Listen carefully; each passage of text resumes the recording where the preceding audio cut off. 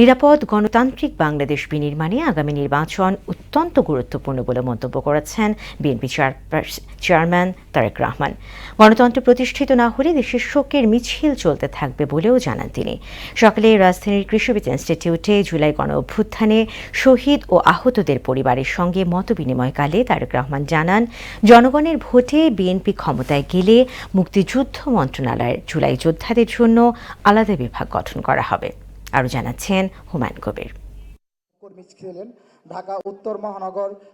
আয়োজিত জুলাই গণ অভ্যুত্থানে শহীদ ও আহত পরিবারদের সঙ্গে মতবিনিময় করেন বিএনপির চেয়ারম্যান তারেক রহমান। জুলাই হত্যাযজ্ঞে জড়িতদের দৃশ্যমান বিচার না করায় অন্তর্বর্তী সরকারের প্রতি ক্ষোভ জানান নিহতের স্বজনরা।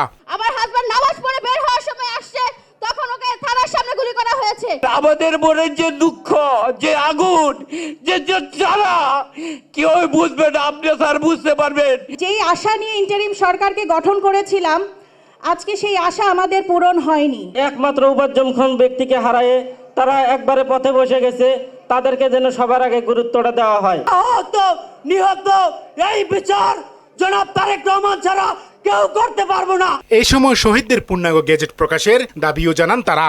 যারা আমাদের মাথা বিক্রি করে গিয়ে ক্ষমতার মসনদে বসেছে, তারা শহীদ এবং আহত পরিবারদের কোনো খোঁজ খবর নেয় না। ইন্টারিম সরকারের কাছে জানতে চাই, আপনারা শহীদের পূর্ণাঙ্গ গেজেট প্রকাশ করুন এবং প্রতিটি শহীদের হত্যাকারীদের বিচার এই বাংলা মাটিতে আমরা দেখতে চাই। প্রধান অতিথির বক্তব্যে বিএনপির চেয়ারম্যান তারেক রহমান জুলাই গণ অভ্যুত্থানের আগে ও পরে ফ্যাসিবাদী শাসনের চিত্র তুলে ধরেন। দীর্ঘ ১.৫ দশকেরও বেশি সময় ধরে চলা ফ্যাসিবাদী বিরোধী আন্দোলনে হাজার হাজার মানুষ গুম হয়েছে, খুন অপহরণের শিকার হয়েছে। স্বাধীনতা সার্বভৌমত্ব অর্জিত হয়েছিল ৭১ সালে, তাকেই আবার রক্ষা করা হয়েছে ২০২৪ সালে। সেজন্যই মুক্তিযোদ্ধা মন্ত্রণালয়ের মধ্যে আমরা আরেকটি ডিপার্টমেন্ট তৈরি করব, যাদের দায়িত্ব হবে এই মানুষগুলোর দেখভাল করা। বিএনপি জনগণের ভোটে সরকার গঠন করলে শহীদদের আকাঙ্ক্ষার নিরাপদ গণতান্ত্রিক বাংলাদেশ গড়ে তোলা হবে বলেও জানান তিনি।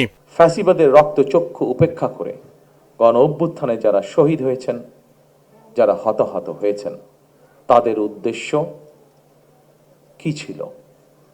তাদের উদ্দেশ্য ছিল একটি স্বনির্ভর, একটি নিরাপদ, একটি গণতান্ত্রিক বাংলাদেশ গড়ে তোলা।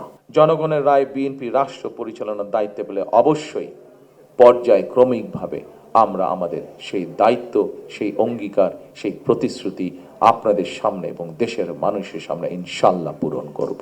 এই সময় আগামী নির্বাচন অত্যন্ত গুরুত্বপূর্ণ বলেও মন্তব্য করেন তারেক রহমান।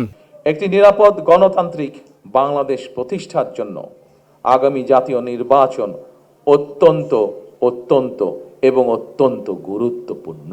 হুমায়ুন কবির, মোহনা সংবাদ, ঢাকা।